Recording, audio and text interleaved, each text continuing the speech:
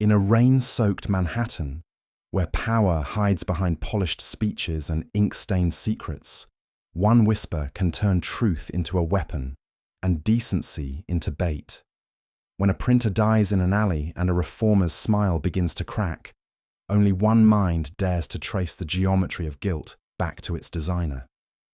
Before we begin, I'd love to know where in the world you're tuning in from and what time it is for you right now. Let me know in the comments. Settle in, because this mystery begins now.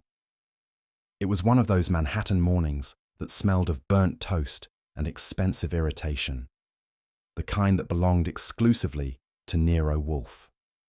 Breakfast in the brownstone was a ritual older than civilization. Wolfe sat behind his custom-built table like a high priest of cholesterol, with Fritz solemnly arranging the eggs, bacon, and buttered toast in an order only the household deity understood. I was on the sidelines, nursing coffee and a dangerous amount of self-respect. The only sounds were the hiss of Fritz's pride escaping from the kitchen and the faint chewing of Wolfe's reason for living. The big man believed conversation during breakfast was a barbarism suitable only for savages and policemen. Naturally, I did my best to supply both roles whenever the silence got too holy. "Archie," Wolfe murmured finally, without looking up, "if your fidgeting had melody, it might pass for a serenade." I smiled sweetly. "Just making sure I'm alive, boss. A man can't let the eggs do all the breathing." He grunted, which in Wolfe's dialect translates to, "You're intolerable, but indispensable." The ritual was intact, the kingdom at peace, for exactly 1 more minute. The piece went up in smoke when the phone rang. Wolfe's glare drifted toward the instrument like it had personally defiled the sanctity of his breakfast. "Answer it," he commanded, as though I were about to disobey the 10 Commandments. I picked it up. "Nero Wolfe's office, Archie Goodwin presiding over chaos. Who's complaining?" "Saul Panzer," came the voice, flat, efficient, and about as excitable as a stone. "You awake?" "Barely. The boss is busy building cholesterol pyramids. What's up?" "Dead man. Back alley off 9th. Clothes don't match the wallet." There was a short pause before he added, "Might be worth a look." I turned to Wolfe, who was applying jam with the deliberation of a brain surgeon. "It's Saul," I said. "He's got a corpse that might interest your sense of symmetry."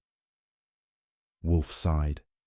"My sense of symmetry is adequately served by these eggs.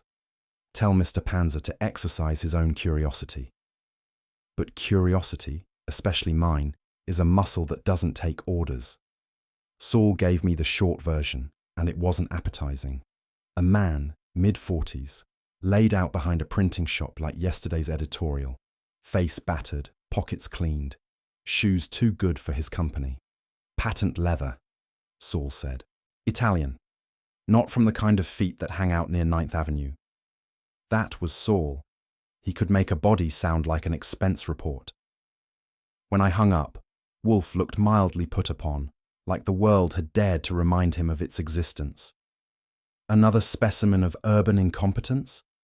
"More like mixed signals," I said. "The shoes scream 5th Avenue. The suit whispers Salvation Army. Somebody's dressing their corpses on a budget." Wolfe grunted again. "If you expect me to wade through some malodorous alley because a dead man failed at haberdashery, you are demented." "Not wade," I said cheerfully. "Stroll, observe, enlighten the police with your dazzling insight.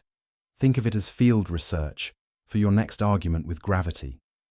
He poured himself coffee, ignoring me completely. That, of course, meant I had his full attention. "You could call it a fresh air corpse special," I said, leaning on his desk. "One night only, featuring the incomparable Nero Wolfe, man of intellect, eater of eggs, avoider of sidewalks." He buttered his toast as if I were a fly buzzing around his logic. "Archie, must you always employ the vernacular of the circus?" "When I'm selling tickets, yes. You can't expect customers for a freak show without advertising." "Pfui." He wiped his mouth. "If every corpse in New York demanded my attention, civilization would collapse." "Go."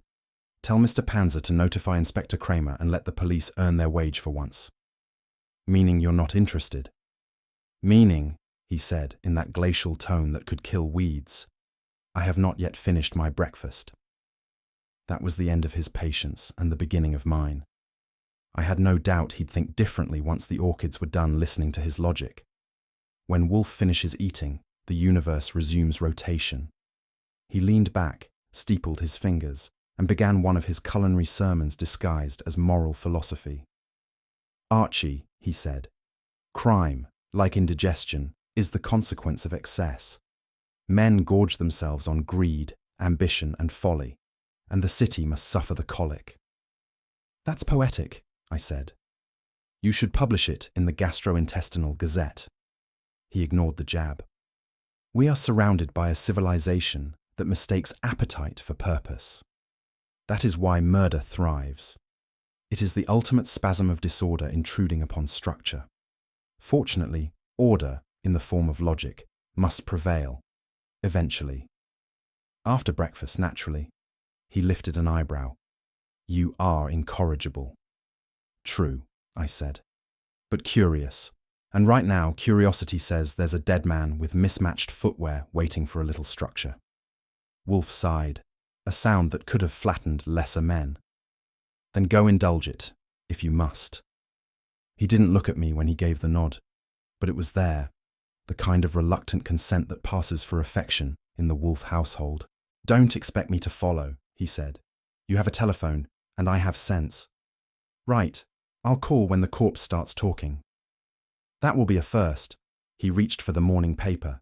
Take care to avoid notoriety, and the police. Kramer loves me, I said. He just can't admit it in front of witnesses. I grabbed my hat and coat, while Fritz mourned the departing warmth of the breakfast table. Wolfe was already lost behind the rustle of newsprint, his mind digesting facts instead of food. Outside, the city was damp and sullen, the kind of morning that made cab drivers honest for 5 minutes. I whistled for one, thinking of Saul, the alley, and the shoes too fine for their owner. It wasn't much to go on, just a corpse, a hunch, and Wolfe's reluctant blessing. But in our line of work, that was enough to ruin a perfectly good day. The morning had managed to reach that rare state of peace. Wolfe was upstairs with his orchids. Fritz was composing something aromatic in the kitchen, and I was pretending to review my notes from the last case, while mostly wondering if Saul's alley corpse had made the morning additions. Then the knock came. It wasn't the usual kind of knock you get at the brownstone. It didn't belong to a client with a fat checkbook or a detective with a warrant. It was the kind that arrived late to its own appointment. Light, uncertain, polite to the point of apology. I looked up from my desk, already pegging the caller as a woman. You don't get that particular rhythm from a man. Guilt doesn't sound the same in leather gloves. Wolfe's rule was that I handled all forms of interruption until they became profitable. Come in, I called, and the door inched open as if the hinges might disapprove. That small delay told me more than her expression did when she stepped inside. Someone who'd rehearsed the visit and still wanted to run. By the time she reached the rug, I'd already guessed 2 things. She wasn't here for social calls, and she'd rather be anywhere else. The hat came first, a modest blue felt number that had seen better days, perched at an angle that tried too hard for composure. The woman beneath it was maybe 30, maybe younger if you subtracted worry. Her hands, clasped too tightly around her purse, trembled like the subway floor under heavy traffic. Miss Evelyn Cartwright, she managed when I asked, though the name sounded as though it had to pass customs first. Take a chair, I said, guiding her toward the red leather one that makes most visitors sit straighter. You're safe from the orchids, though you'll have to face the larger specimen when he comes down. Her eyes flicked toward Wolfe's empty chair, then back to me. Intelligent eyes, grey and direct, but frayed around the edges from too many sleepless nights. She wasn't the type to collapse. She was the type who held herself together by sheer stubbornness, and was starting to lose the fight. I was told you could help, she began. Mr. Wolfe, he doesn't... Leave the house? I finished. He doesn't. But don't take it personally. He wouldn't cross the street for Eleanor Roosevelt. That earned me the faintest nervous smile, which vanished as quickly as it came. Fear had better footing. She began with the flat voice of someone repeating a story she'd told the Mirror. Evelyn Cartwright, proofreader at Drummond & Co., a modest printing shop on 9th Avenue. Her boss, Carl Drummond, had been found dead that morning in the alley behind the shop. "I quarrelled with him last night," she said, eyes down. "I was tired of the extra work. He'd been printing political pamphlets after hours. Dangerous things. He said if I didn't like it, I could leave." "Did you?" I asked. She shook her head. "I needed the job, but I told him he was a fool to mix in politics, and worse, to keep copies." "Copies?" Her fingers tightened on the purse again. "Yes. Proofs, maybe. He said they were insurance." Wolfe had entered without a sound, a trick he occasionally performed just to prove he could. When Evelyn finally noticed him standing by the globe near his desk, she jumped. "Miss Cartwright," he said gravely, "you may proceed." And she did, her voice thinner now, like a string stretched too tight. "The police already knew about the quarrel," she explained. "They'd been by the shop that morning. Her name, her argument with Drummond. All of it would be in Kramer's notebook before sunset." Wolfe lowered himself into his chair and steepled his fingers, studying her with the same interest he gave to a new variety of orchid. He didn't interrupt once, which meant the machinery of his mind was whirring under the surface. When she stopped talking, the silence filled the room like a thick fog. Wolfe finally spoke. "You are frightened, Miss Cartwright." "Yes." "Of the police?" Her eyes flickered. "Of what they might think. Of what they might find." "Indeed." His eyelids drooped halfway, a sure sign that his thoughts had started filing themselves alphabetically. "And what do you think? That someone wanted him dead?"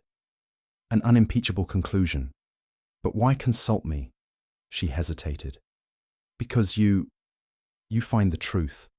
I can't afford to be misunderstood." Archie Goodwin, private secretary and full-time interpreter of women under stress, could have told her that was exactly the kind of line that got Wolfe's attention. I leaned against the desk, trying to keep the tension from turning the air to stone.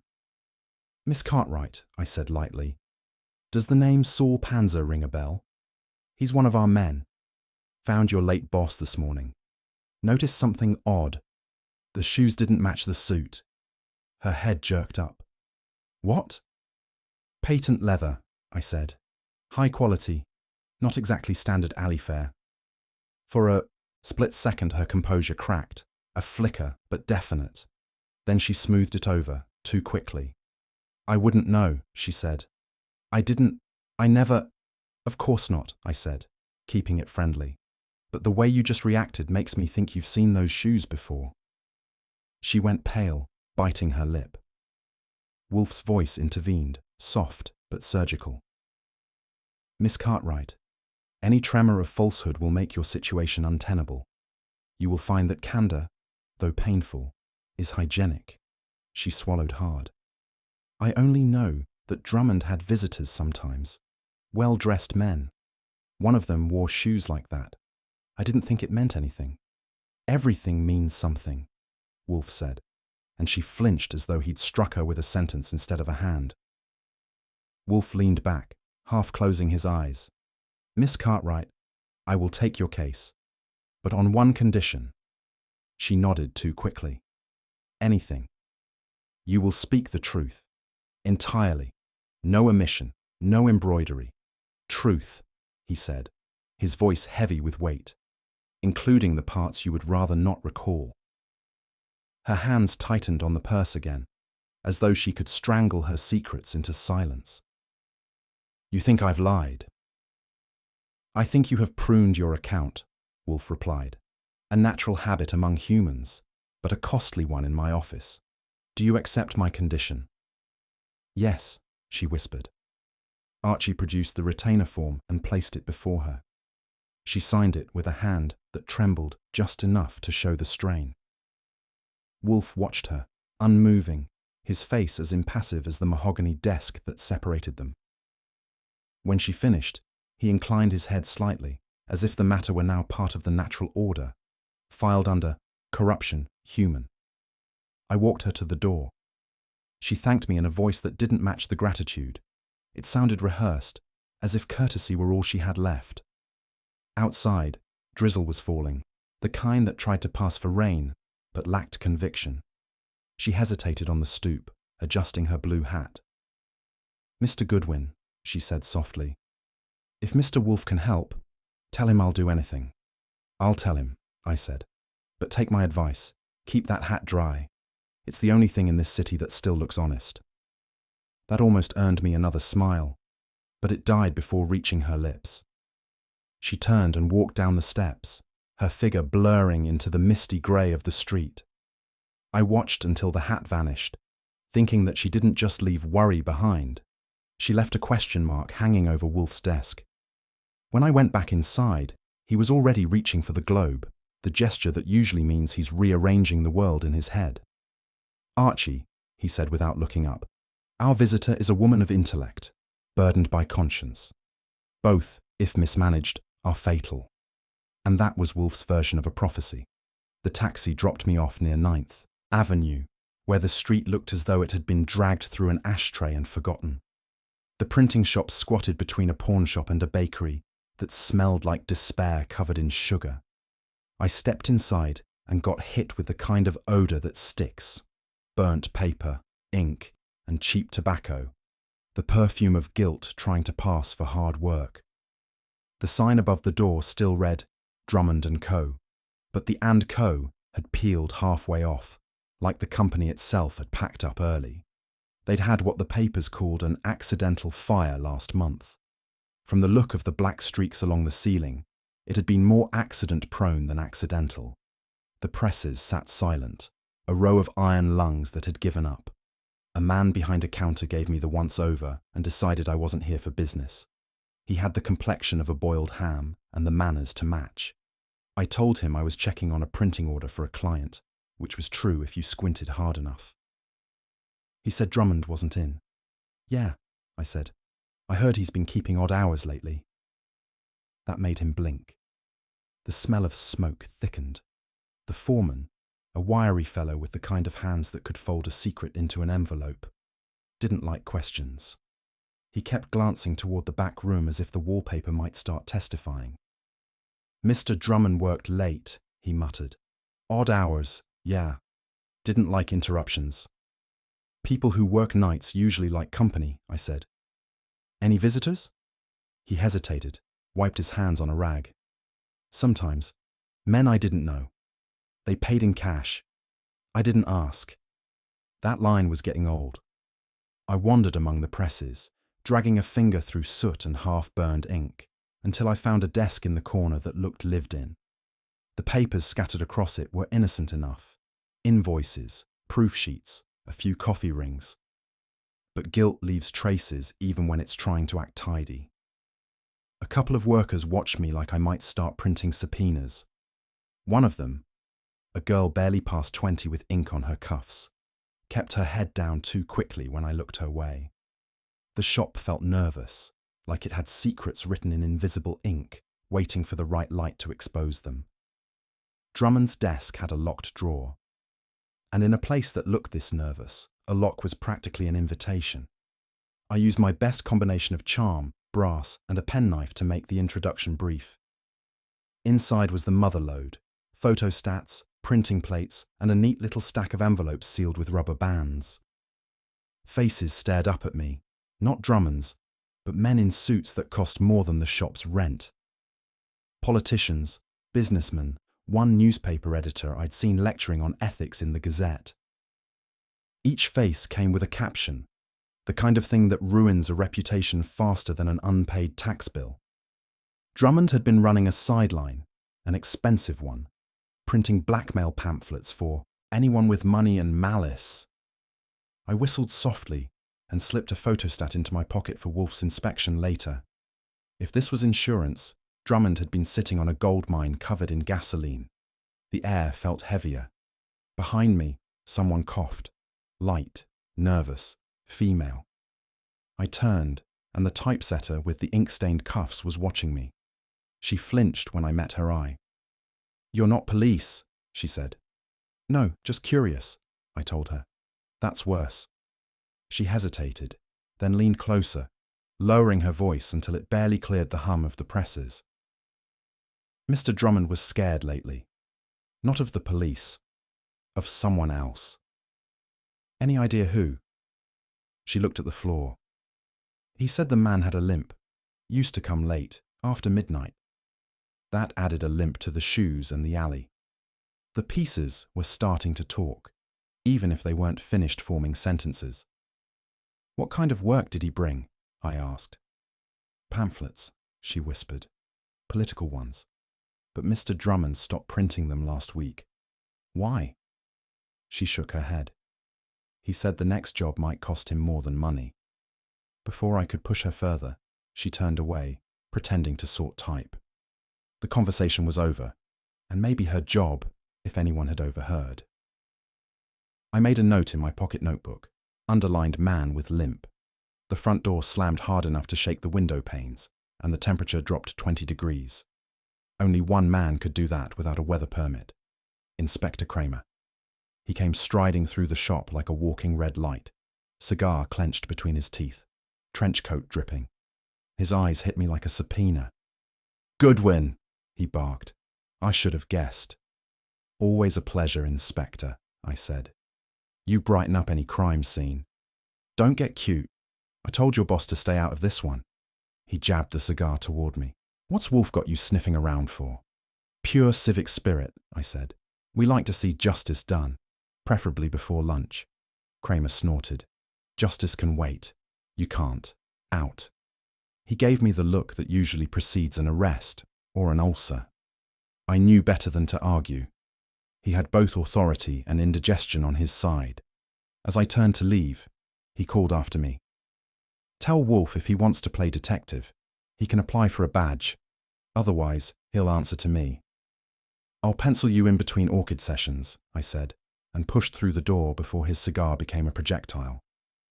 Kramer's exit line was always the same: get out and stay out. But I preferred to edit it. Instead of heading for the cab stand, I slipped around the corner to the alley behind the shop. The rain from last night had left puddles that looked as honest as the city ever gets. I crouched near the spot where Drummond's body had been found. Saul had described it too clearly for me to miss. There was a cigarette stub lying just out of the puddle's reach. Foreign brand. Wolfe's eyes would light up like a bank vault at that. A few feet away, near the wall, a boot scuff cut deep into the damp soot. Heavier on one side, uneven. A man with a limp. I pocketed the cigarette, straightened my hat, and headed for the curb.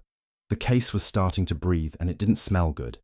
Back at the brownstone, Wolfe would be waiting, ready to turn my wet shoes and his dry logic into another masterpiece of deduction. And if I was lucky, Fritz would have beer ready, the only kind of consolation prize a working man ever gets in this line of work. By the time I hit the brownstone steps, Manhattan had decided to drown itself in its own conscience. The sky had been leaking all afternoon, and by the time I made it home, I was about as cheerful as a wet paper bag. My hat had given up halfway up 10th Avenue, and my shoes squelched like they were auditioning for a vaudeville act.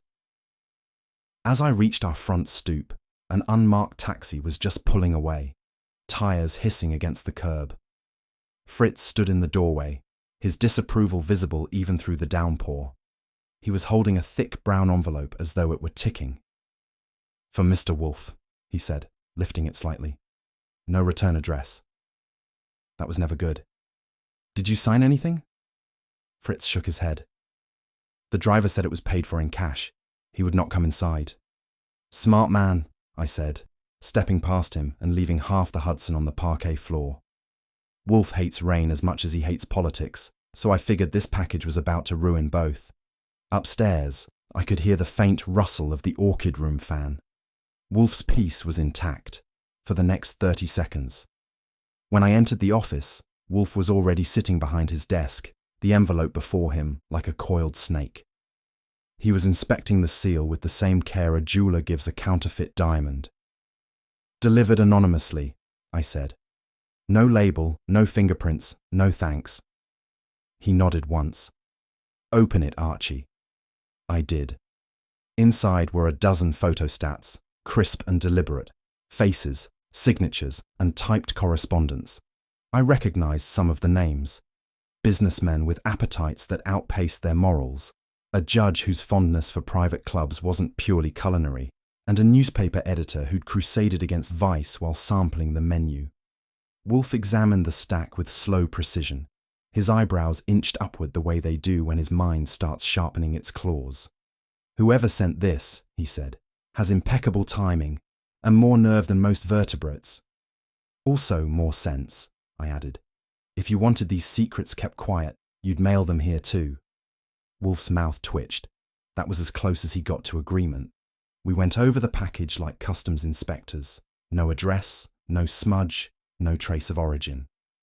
The envelope had been cut with surgical precision, and even the paper smelled too clean. That, I said, is what I call professional paranoia. Wolfe leaned back, eyes half closed. It is not paranoia, Archie. It is prudence. Maybe, but it's also bait. Somebody wants this case parked on our doorstep, preferably with the police watching. Explain. Evelyn Cartwright, I said. Our nervous little proofreader. She works at the shop where Drummond got his ticket punched. Now somebody drops a batch of blackmail exhibits in our lap. You connect the dots, and the picture says we're playing courier for the guilty. Wolfe's eyelids flickered open. An admirable hypothesis, except that Miss Cartwright's intellect, though troubled, is incapable of such sophistication. This is the work of a subtler mind. I grinned. Subtle enough to make you curious, which was probably the point. He didn't answer, but his fingers were already aligning the photostats into neat categories: commerce, politics, and sin. The rain thickened, hammering the window panes like impatient creditors.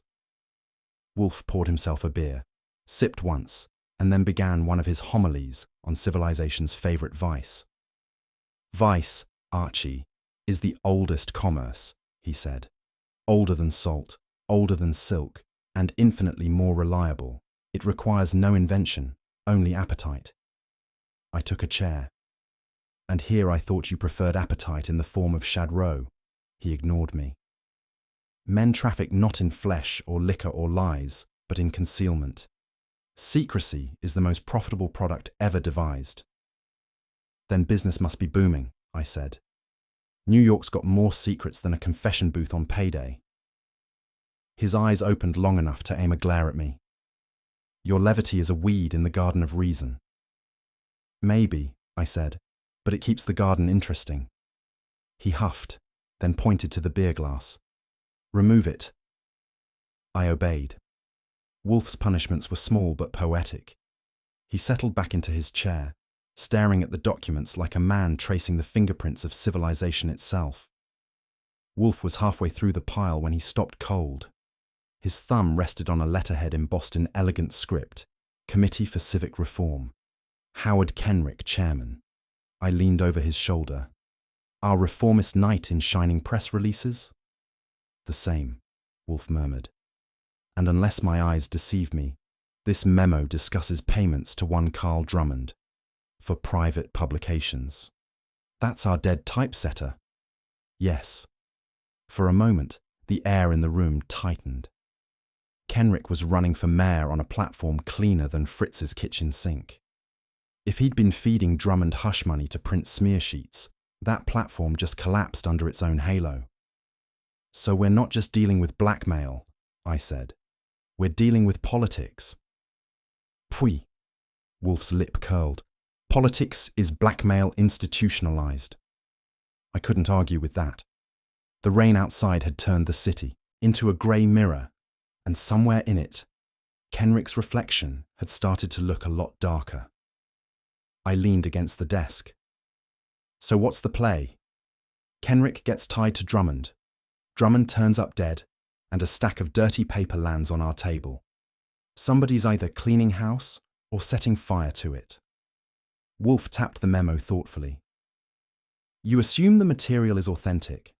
But truth, Archie, is rarely so convenient. Forgeries, half-facts, insinuations. These are the preferred tools of destruction. The question is not who profits, but who composes. Meaning someone wants Kenrick sunk before Election Day. Or wants us to believe so, he said. I nodded toward the window. And in the meantime, somebody's taxi driver plays messenger boy in the rain. Wolfe inclined his head. Find him. Establish who paid him, in what currency, and from what corner of the city. That, my dear Archie, will tell us whether we are reading an exposé or a preface to murder. And just like that, I was back in business, chasing ghosts through the wet arteries of Manhattan. Wolfe would stay put, as always, but his mind would be ahead of me every step. The day had started with rain, but by the time I hit Midtown, the city had polished itself dry, and just in time for the kind of respectability that smells like old cigars and new lies. Kenrick's campaign headquarters sat on the 12th floor of a glass building that believed in progress, publicity, and air conditioning. The place buzzed like a hornet's nest with ambition instead of wings. Typewriters clattered, telephones screamed, and the scent of nervous sweat fought it out with cigarette smoke and cheap cologne. I took a stroll through the noise, pretending to admire the machinery of democracy while keeping an eye out for grease stains. The walls were plastered with posters of Howard Kenrick, square jaw, silver hair, and an expression that suggested he brushed his teeth with integrity every morning. If virtue were measured in glossy portraits, the man was a saint. But saints don't need campaign press secretaries or 3 dozen ashtrays. Everyone looked too polite and too tired, a sure sign they were busy cleaning up footprints from somebody's muddy conscience. When I dropped Wolfe's name at the front desk, it got the kind of smile reserved for tax collectors. 10 minutes later, a man in a well-cut suit came out of an office grinning like a salesman who'd just spotted a sucker. Alton Rees had the kind of handshake that felt practiced, not warm. His eyes flicked over me the way a bookie sizes up a bettor. Quick, cool, and calculating. "Mr. Goodwin," he said smoothly. "You're with Mr. Wolfe. We've heard of you." "Then you've got better ears than I thought," I said. "I'm just taking a look at the city's latest attempt to clean itself up before Election Day." He laughed the way men do when they're not sure whether to be flattered or afraid. "Mr. Kenrick is used to mudslinging. Politics is a dirty sport, but we prefer to play it with gloves on." "White gloves," I said. "I noticed. Must be hard to keep them clean." Rees's grin didn't slip. "There's been some talk, pamphlets, forged letters, slander. Our opponents are imaginative. They'll plant anything that smells scandalous." "Imaginative," I said. "That's one word for it. The other one's homicide." For half a second, the muscles in his jaw forgot their choreography. Then the smile came back, brighter than ever, and he steered me toward the inner office. "Let's not exaggerate, Mr. Goodwin. Surely even Mr. Wolfe wouldn't mistake politics for murder." "Not yet," I said. I let him talk.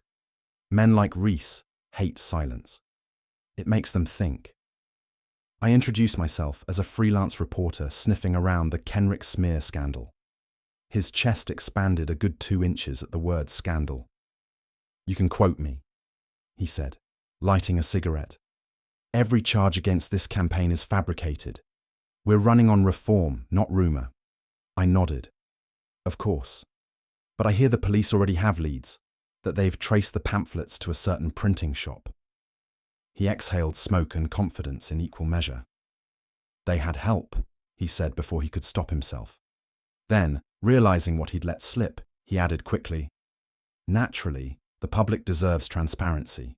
We cooperate with law enforcement whenever possible." "Sure," I said. "Mutual cooperation. Always easier when someone's footing the bill." Rees gave me a look halfway between suspicion and self-admiration. He thought I was fishing for a payoff, which meant I was doing fine. I jotted a fake note on my pad, thanked him for his civic spirit, and pocketed a mental reminder. Somebody in the department was taking orders from this office.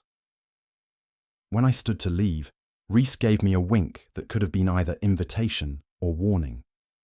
"Mr. Goodwin," he said as I reached the door, "why don't you come to our fundraising dinner tonight? Waldorf Astoria, 8 sharp. You'll meet men who like truth only when it's edited." "That's my favorite kind," I said. He grinned.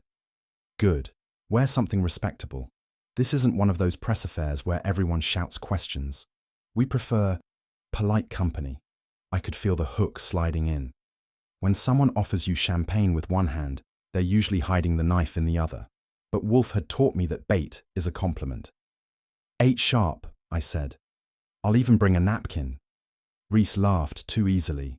He handed me a card embossed with gold lettering and shook my hand again, firmer this time, as though sealing a contract written in implication. As I left the building, I could still feel the residue of that handshake. Slick confidence wrapped around desperation. Political offices are like poker tables. Everyone's smiling, but someone's broke. The Waldorf ballroom was a factory for charm. The chandeliers glared down on 100 hopeful faces, politicians, financiers, socialites, all pretending that virtue came in tuxedo sizes. The air smelled of cigars, perfume, and moral compromise. Reese found me before I'd finished my first drink. "Ah, Mr. Goodwin. Welcome to civilization." "Looks civilized," I said. "How's the reform business?" He laughed too loudly and guided me toward a table near the front, where the waiters kept the champagne flowing like liquid alibis. Around us, men toasted integrity with diamond cufflinks flashing like false witnesses. After his third glass, Reese's polish began to fade. His grin softened, his vowels lengthened, and his sense of discretion started leaking like a bad faucet. "Drummond," he said suddenly, tapping the rim of his glass. "That fool was supposed to keep quiet. Printed more than pamphlets, you know. Some of his work was unregistered." "Meaning illegal?" I asked. He shrugged, the movement loose and careless. "Meaning profitable. The city runs on paper, Mr. Goodwin. Some of it just isn't meant for the library." That tied Drummond's shop directly to Kenrick's operation. Propaganda, blackmail, or both. I smiled, topped off his drink, and kept my own glass half full. The drunker he got, the clearer things became. When the band started up, I slipped out, my pockets full of notes, and my head buzzing with Wolfe's voice saying, "A chain, Archie. Find the next link." Outside, the rain had returned, fine, needling stuff that made the sidewalks gleam like wet cellophane. I caught a cab, leaned back, and watched the city slide past the window. In the rearview mirror, another cab kept the same rhythm 2 cars behind. I tested it by having my driver turn east, then north. The shadow followed both times. I told him to pull over near a newsstand and got out, pretending to fish for a paper. The second cab rolled past slowly, too slowly, and I caught a glimpse of a figure inside, hat low, cigarette burning. I walked 2 blocks, then ducked through a side alley that smelled of damp cardboard and old sin. The puddles reflected the city's nervous system in streaks of yellow light. Footsteps echoed behind me, soft but steady. I quickened my pace, turned once, then twice, looping the block until I came out on 10th Avenue again. The footsteps didn't follow. The alley was empty except for the rain. That should have been the end of it, but I knew better. You don't get followed for nothing, and you don't lose a tail unless they want to be lost. When I hailed another cab, I caught sight of something in the puddle beside it, a reflection of a man, motionless, watching from across the street. Whoever was playing this game had changed the rules. The hunter had decided to let the prey keep walking. For now. When the day dies in Manhattan, it doesn't go quietly. It hisses through the steam grates, mutters through the taxis, and finds a way to crawl under the brownstone door. I was halfway through the evening paper, feet up, tie undone, and a sandwich that didn't deserve Fritz's name on the plate when the radio cut in. The announcer's voice had that solemn tremor reserved for declarations of war or a late-night murder. Police have confirmed the discovery of a second body in a West Side alley. The victim has been identified as Alton Reese, campaign press secretary for mayoral candidate Howard Kenrick. Sources report similarities to the recent slaying of Carl Drummond. That was enough to make my stomach forget about Fritz's mustard. The voice droned on. Same neighborhood, same approximate time of night, and police are withholding further details pending notification of next of kin. I switched it off. The silence afterward felt like a verdict. Reese, the man who'd smiled his way through politics and champagne less than 24 hours ago, was now a duplicate corpse in an identical alley. Somebody wasn't just killing, they were writing, and I had the unpleasant feeling Wolfe was about to start reading aloud. I went over the facts, like a man counting cards he didn't want to play. Reese in an alley, Drummond in an alley, both laid out neatly, shoes expensive, dignity stripped, death arranged with an artist's eye for symmetry. I'd seen killers act out of rage, greed, jealousy, even dietary deficiency. But this was different. This one was deliberate. Each death echoed the other, like a composer testing a theme. The resemblance was too perfect to be chance. The same shoes, the same posture, the same mocking imitation of Wolfe's own deductions about a statement. If Drummond's body was the first sentence, Reese's was the second, punctuated with irony. The idea made my scalp tighten. Wolfe might call it a composition, but to me, it looked more like a dare. A killer leaning over the chessboard to see if Wolfe would make the next move. I headed for the office. The only sound in the house was rain on the windows and the rustle of Wolfe turning a page upstairs. I figured he'd heard the news. Wolfe always hears the news, even when he doesn't listen to the radio. I hadn't made it to the stairs when the doorbell exploded. Only one man in New York could make an entrance that sounded like a police raid on good taste.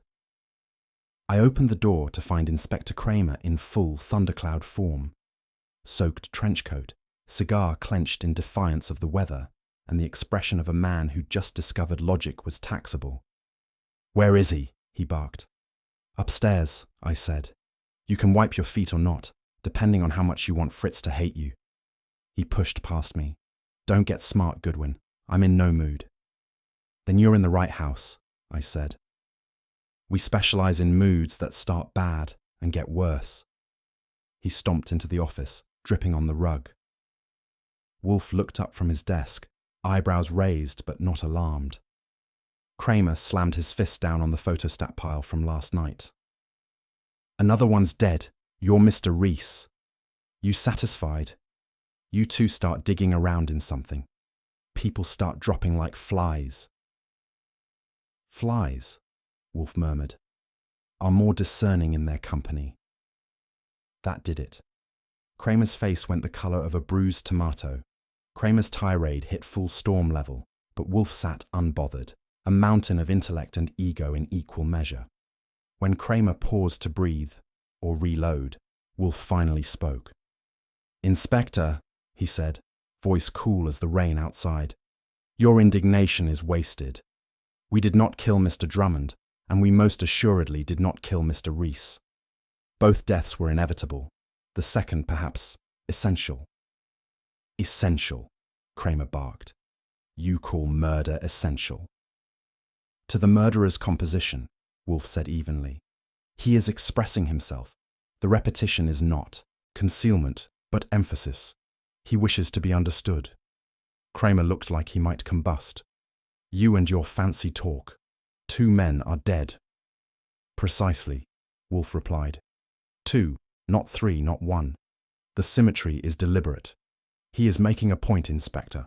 One you may grasp if you refrain from shouting long enough to think. Kramer jabbed his cigar toward Wolfe.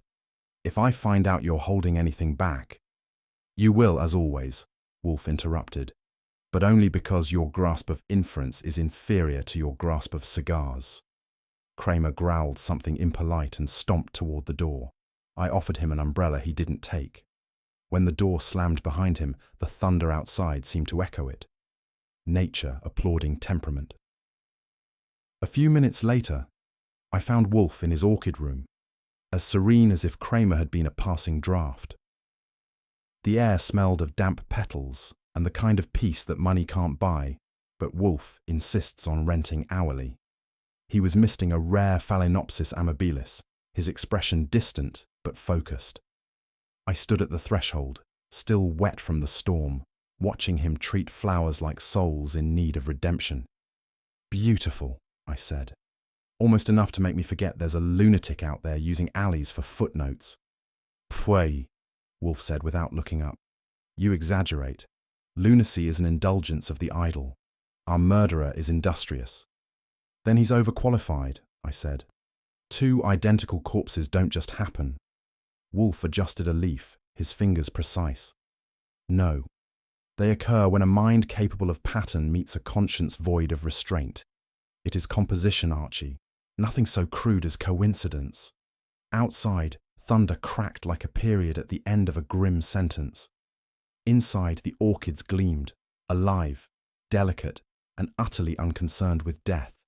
I couldn't tell which of the two was more unnerving, the storm's violence or Wolfe's calm. The house had gone quiet again, save for the rain's steady insistence against the glass. Wolfe returned to his chair, folded his hands, and spoke with the gravity of a man dictating to eternity. "Two men, one message," he said. "The killer's structure is elegant. Each act echoes the other, designed not for concealment, but revelation." I leaned against the desk. "You make it sound like the guy's writing a thesis." He glanced at me. "Perhaps he is. On corruption, perhaps? Or hypocrisy? Or on the futility of reform? Or maybe he's just nuts," I said. "Madness," Wolfe replied, "is merely reason applied beyond endurance." That shut me up for a second. Outside, lightning flashed faintly, reflected in the dark windows. "So, what's the next line of his essay?" I asked. Wolfe reached for his beer, took a slow sip, and set it down carefully. "The third body," he said, "if there is one." He turned his gaze toward the rain and added softly, "The killer is composing. An essay, Archie, in blood." And the way he said it made me believe the next chapter was already being written. When Wolfe philosophizes, the orchids get more wisdom than water, and both seem to thrive. He was in the plant rooms again when I went upstairs, sleeves rolled, eyes half closed in that monkish trance he calls concentration. The air was thick with the sweetness of flowers that never had to earn a living. "Archie," he said without turning, "corruption is a fungus. It feeds where there is rot to sustain it. Men, confusing self-interest for survival, nurture it as though it were virtue." "That's touching," I said, "but those petals look thirstier than your metaphors." He gave the misting bulb an extra squeeze. "You think me indulgent in abstraction, yet fungus and folly thrive in the same medium, darkness." "Meanwhile," I said, "somebody out there's using darkness for cover, not poetry. Maybe you can philosophize him into handcuffs." He grunted. "Wolfe uses words the way other men use bullets, but he knows when one hits a wall." He set down the sprayer and turned. "Patience, Archie. To root out decay, one must first locate the damp soil beneath it." "Sure," I said. "And while you're digging for dirt, the rest of us are up to our ankles in it." He sniffed. "Your levity remains consistent. That's one virtue fungus can't destroy." It was 9:30 before I lost my patience entirely. I was at my desk, flipping a pencil like a baton, while Wolfe dictated notes to himself. Something about moral equilibrium in civic corruption. "Look," I said finally, "I know you like your crime with a side of ethics, but we've got two men stretched out in alleys, and one woman about to faint from guilt. Maybe what this case needs isn't more philosophy. It's a pair of shoes that move." He scowled, which on Wolfe is practically an admission of defeat. "Action, Archie, is the recourse of men deficient in thought. Still," he leaned back, templed his fingers, "our next necessary step involves one Peter Ganser, the printing shop's former foreman.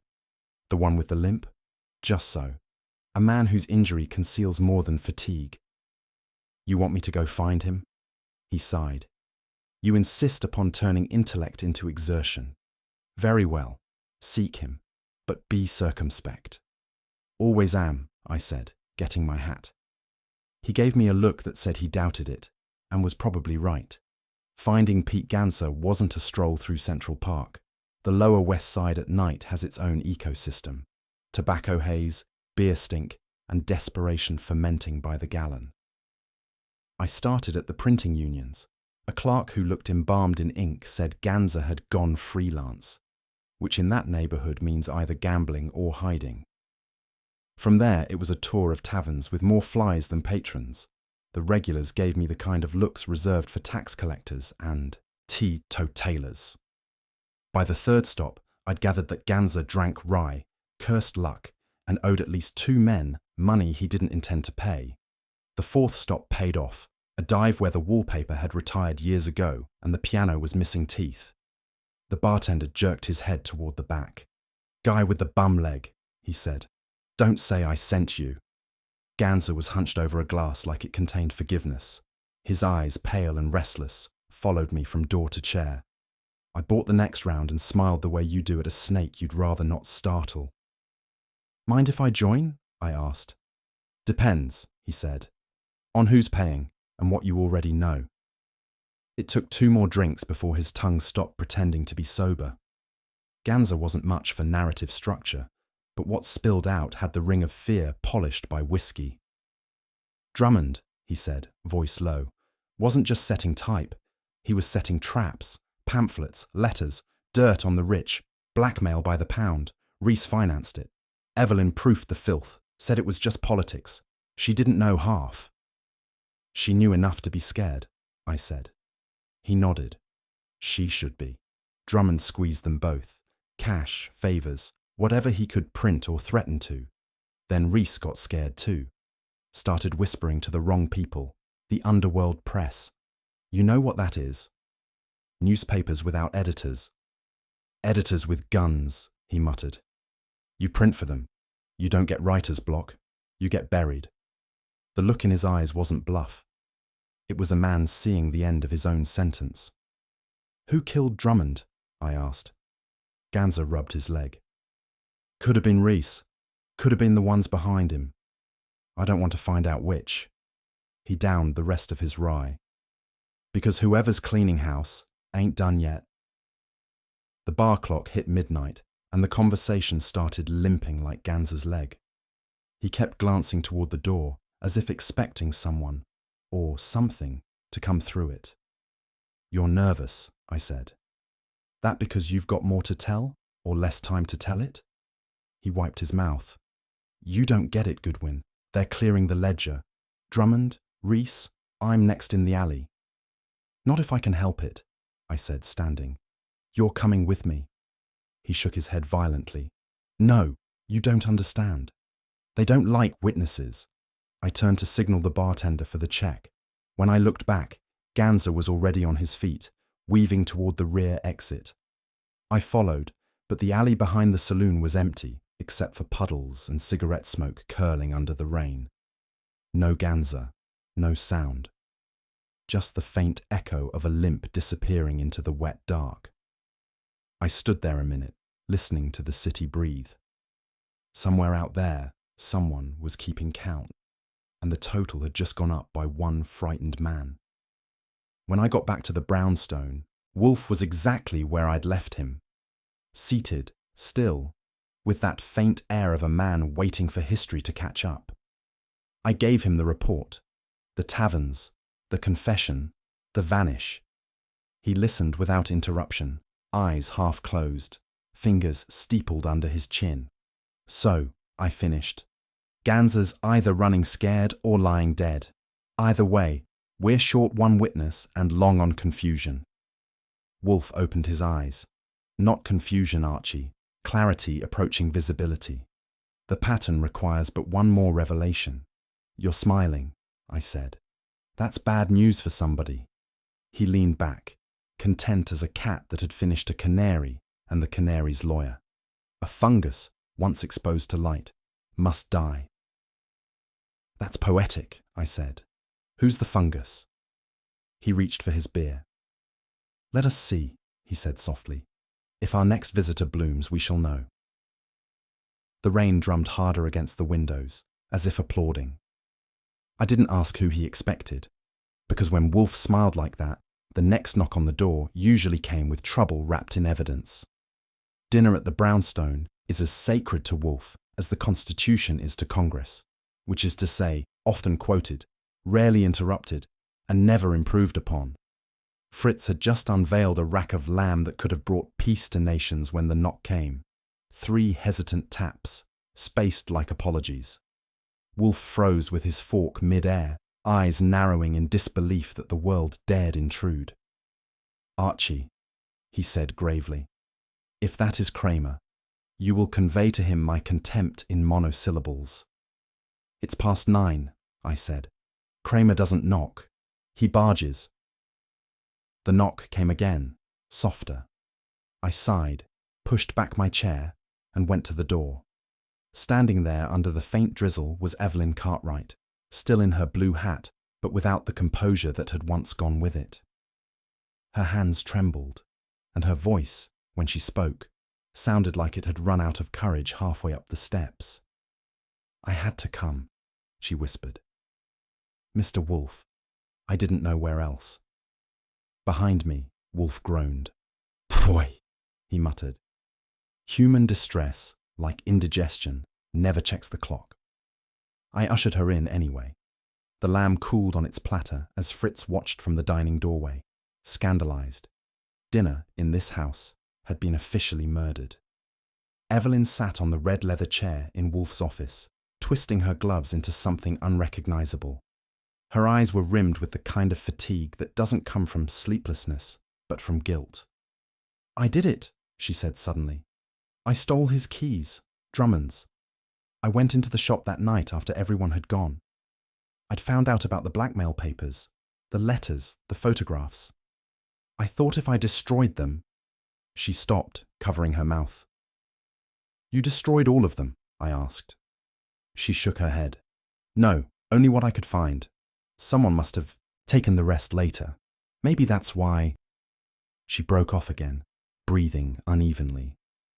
Wolfe's expression could have been carved from marble. I took out my notebook, partly for effect, partly to give her something less terrifying to look at.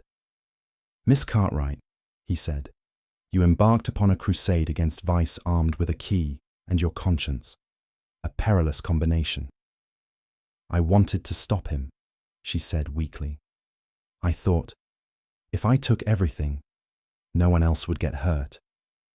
I didn't say it out loud, but from where I sat, it looked like half the city had already proven her wrong.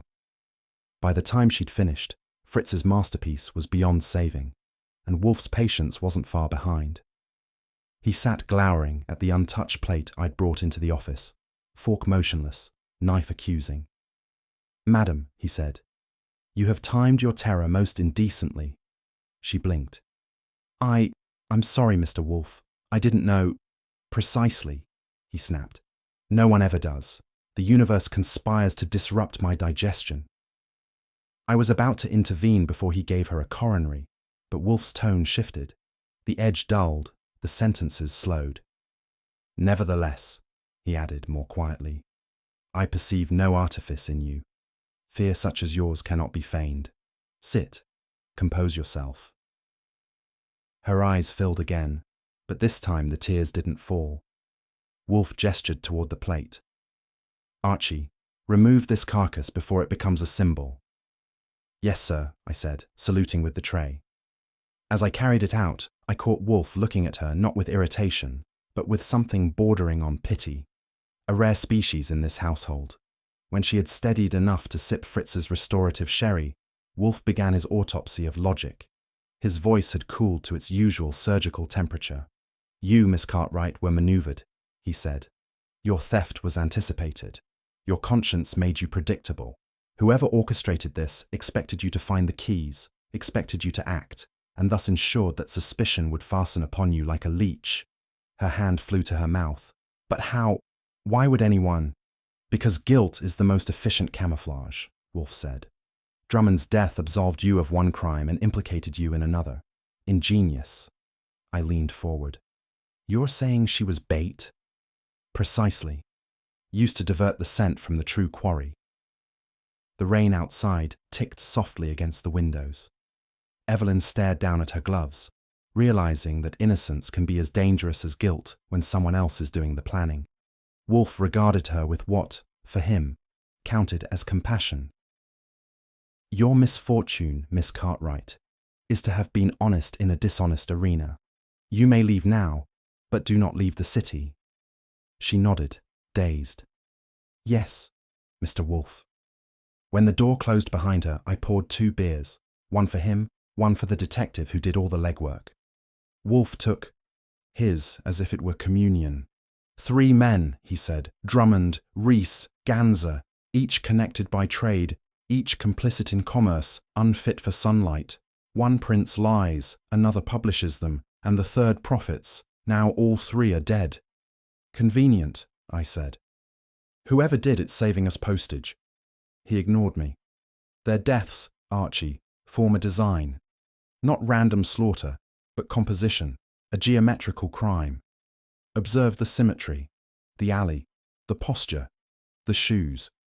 Our murderer is not driven by rage, but by the aesthetics of retribution." "Which is your polite way of saying he's nuts?" "Hardly. Madness seeks chaos. This seeks order, a grotesque parody of justice." He took a long drink. "Prepare for the call that will complete the figure." "What call?" I asked. "The third," he said simply. "All compositions require resolution, and this one will not leave its cadence unfinished." I started to argue, but his tone killed it.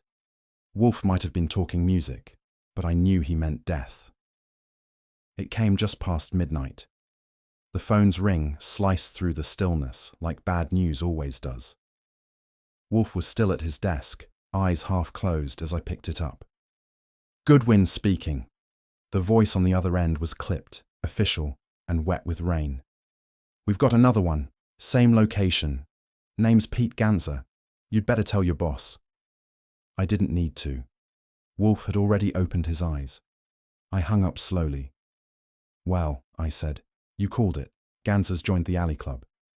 Wolfe exhaled, almost a sigh. 3, he murmured. Drummond, Rees, Ganser. The trinity completed. He leaned back, gaze distant. 3 acts, 1 author. The words hung in the room like incense, heavy, inevitable, final. Outside, the rain kept falling, patient as guilt. If Wolfe ever ran for office, his campaign promise would be, "I shall not leave my chair," and the miracle is, he'd still win by a landslide. The morning began with Wolfe dictating invitations like a judge scheduling executions. I typed them on heavy cream stationery, because when Nero Wolfe calls you to his brownstone, it's not social, it's judgment in tweed. 5 envelopes went out. 1 for Evelyn Cartwright, who'd already learned what guilt tastes like. 1 for Inspector Kramer, who'd rather gargle nails than attend. 1 for Howard Kenrick, the reformist politician whose spotless public image was beginning to look suspiciously laundered. Another for Mr. Delaney, the print shop owner who'd lost more than paper in this mess. And the last for Miss Hilda Boyd, a reporter with sharper eyes than decency usually allows. I made the rounds personally, since Wolfe's invitations aren't the kind you trust to the postman. Evelyn's hands shook when she read hers. Kenrick's secretary went pale. Delaney muttered something about lawyers. Kramer, when I handed him his, just growled, "If he's calling a circus, I'm bringing a whip." "Do," I said. "He's expecting animals." By noon, the city seemed smaller, as if everyone who mattered had just been drafted for Wolfe's private court. By 7, the brownstone was full of unease. Wolfe sat behind his desk, vast and motionless, wearing his favourite brown tweed suit, the one that looked like it was woven from authority itself. The guests filed in. Evelyn pale but composed, Kenrick tight-lipped, Kramer thunderous, Delaney fidgeting, and Miss Boyd scribbling mental notes she'd later sell as gospel. Fritz served coffee no one touched. I took my usual place near the globe stand, pretending to look casual. When Wolfe holds court, you don't interrupt unless the building's on fire. And even then, you'd better have confirmation. The room's tension was thick enough to cut with one of Fritz's carving knives. Wolfe surveyed them, eyelids half lowered, expression tranquil as a Buddha judging sinners. "Ladies and gentlemen," he began, "you have been summoned not by authority, but by necessity. A foul concatenation of deceit has produced 3 corpses. I propose to re-establish symmetry by substituting truth for corruption." Kramer shifted in his chair. "You mean you're going to talk until somebody confesses?" Wolfe gave him a glance that could have withered cement. "That, Inspector, would be crude. I shall reason until someone collapses." It wasn't boasting. It was prophecy. Wolfe started softly, like a man tuning an instrument. His questions seemed harmless. Details about pamphlets, printing schedules, delivery routes. But by the 5th query, the pattern began to gleam like a spider's web in morning light. "Mr. Delaney," Wolfe said, "Drummond managed your accounts. Did he ever mention private commissions?" Delaney's jaw twitched. "Some off-hours work, maybe. Political leaflets. Nothing illegal." "Indeed. And were those leaflets funded by Mr. Rees?" Delaney hesitated. Kramer grunted. Wolfe's gaze didn't waver. "Yes," Delaney muttered finally. "Cash payments. No records." "Ah," Wolfe turned to Kenrick. "Your campaign benefited, did it not? From a sudden disappearance of rivals' reputations, smears, anonymous pamphlets, whisperings in the press." Kenrick's lips thinned. "Politics is a rough game, Mr. Wolfe." "Roughness," Wolfe replied, "does not excuse filth. Rees financed the slanders through Drummond's shop. Drummond, being ambitious and unprincipled, retained copies, insurance against his employers." Kramer barked. "So Rees killed him to keep his mouth shut?" "Partially," Wolfe said, "but not conclusively. For even Rees, though venal, was not artist enough to compose the symmetry of 3 identical murders." The words hung there, faintly perfumed with certainty. The net was tightening. Wolfe's tone shifted. The softness vanished. "When Drummond demanded a larger share," he said, "Rees panicked. He arranged Drummond's death, crude, hasty, but effective. Yet in eliminating the blackmailer, he exposed himself to another, his superior." Kenrick straightened, face pale. Wolfe's gaze barely flickered toward him. "After Rees's nervous blunder," Wolfe continued, "the true author resumed control. The subsequent murders were refinement, to complete a pattern, to feign continuity, to suggest one hand where there were 2. But symmetry, gentlemen, betrays its maker." Miss Boyd scribbled furiously. Kramer growled, "You're saying Rees started the killings, but someone else finished them." "Precisely. A man both powerful and terrified. Not of justice, but of scandal. He continued the murders to sustain the illusion of randomness. In so doing, he revealed intellect and vanity." Evelyn's fingers tightened around her handkerchief. Wolfe's voice dropped an octave. 3 bodies, each silenced for a single cause, to protect the edifice of moral reform from the termite gnaw of truth. No one spoke. The ticking of the wall clock sounded like a countdown. It was Evelyn who broke first. Her composure cracked like porcelain dropped on marble. "I thought," she gasped, "I thought I could stop it. If I took the keys, if I burned those papers." "You were manipulated," Wolfe said, not unkindly. "Used. Your decency was your undoing. You served as the perfect alibi for men without conscience, one of whom sits before me now." Kenrick turned on her sharply. "This is absurd. I've never—" "Silence," Wolfe said, and even Kramer didn't object. Evelyn's voice steadied. "Then it wasn't me they wanted caught. It was me they wanted blamed." "Indeed," Wolfe said. "You were the veil, Miss Cartwright. Behind you, others operated with impunity. And now that the veil is torn, they tremble, for the first time in their industrious lives." Her tears dried. She sat straighter. Wolfe inclined his head slightly, an acknowledgement more valuable than comfort. "You see," he said. Guilt misdirected is the finest disguise of evil. Kramer muttered something about theology, but even he looked moved. Evelyn's eyes met mine, steady, almost calm. It was the first honest peace I'd seen in her since the case began. Wolfe leaned back, eyes half shut, the rhythm of his voice turning inexorable. The financier of those pamphlets, he said, was not Rees alone. He acted on instruction. Funds were withdrawn from accounts under Mr. Kenrick's control, through intermediaries, through the campaign trust. When Drummond threatened exposure, Rees obeyed orders to remove him. When Rees himself faltered, Mr. Kenrick's panic completed the pattern. Kenrick sprang to his feet. "You can't prove that." Kramer was already rising, his cigar forgotten. "Sit down," he growled. "He just did." Wolfe's eyelids lifted. "Inspector, in my safe is correspondence between Kenrick and Rees, obtained from Miss Boyd's enterprise as a journalist. It will suffice." The colour drained from Kenrick's face. Evelyn closed her eyes. For a long moment, no one moved.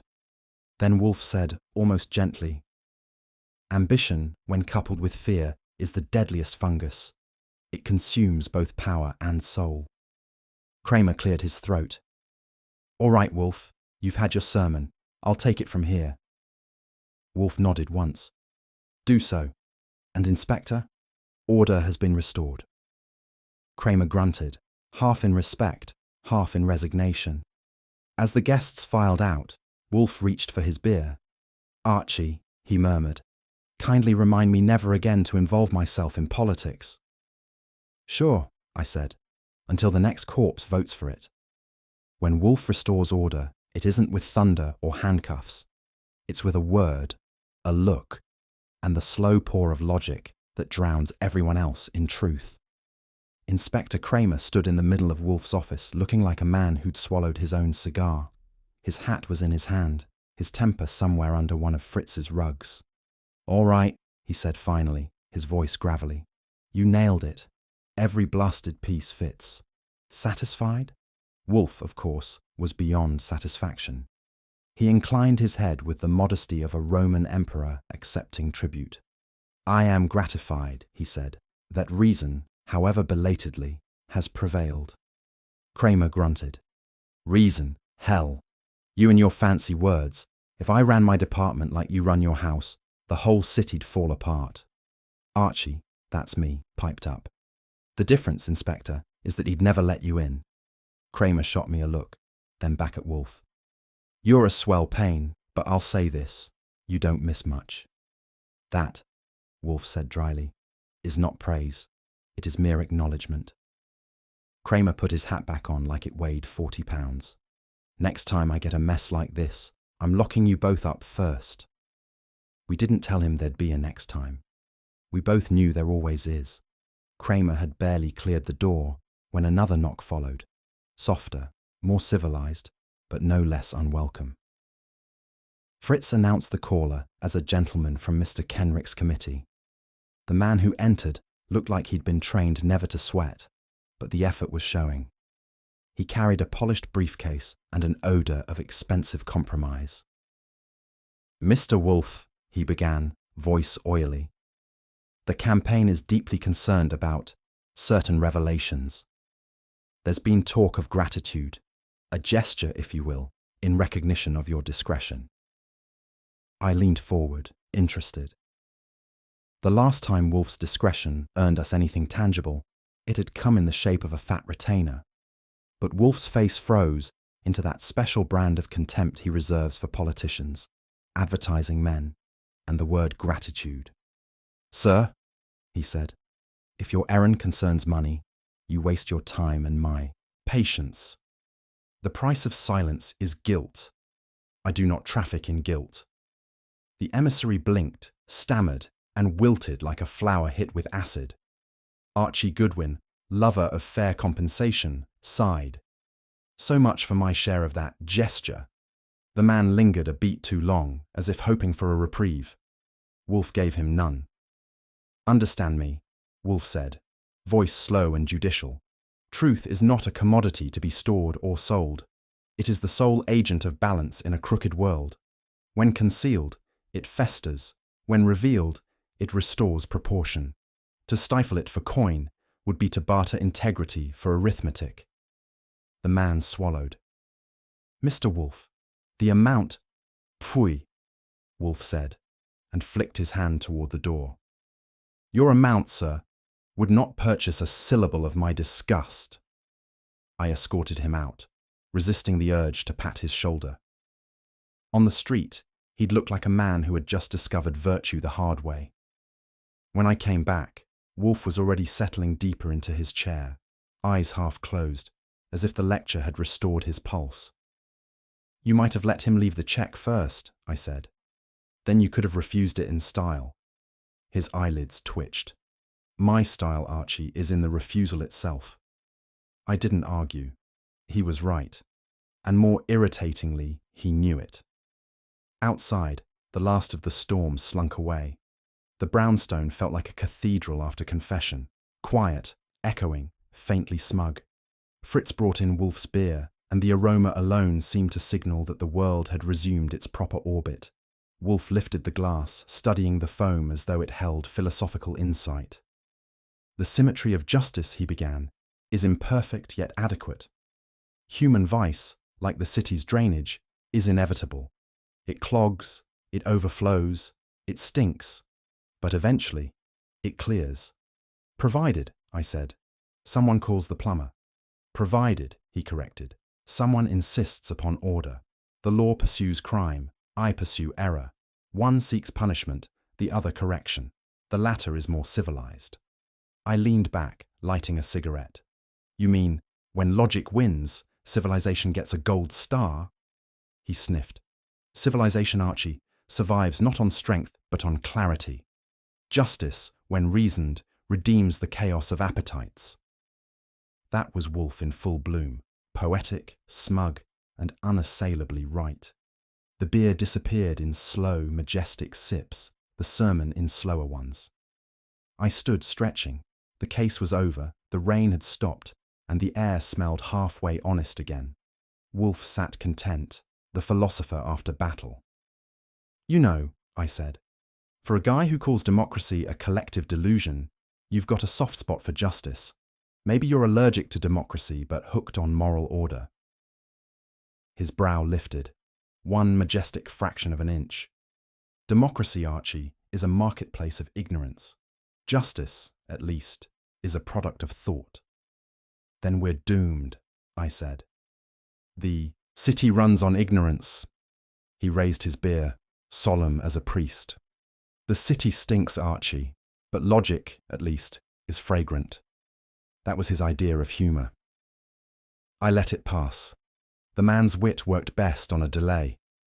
After he'd gone upstairs to his orchids, I stayed behind. The office was quiet except for the faint hum of the city drying itself out. I wandered to the window and cracked it open. The air smelled of rain, ink, and one more job done right, Wolfe style. Somewhere out there, the city was already preparing its next mess. And somewhere up there, Wolfe was preparing to solve it, preferably before breakfast got cold.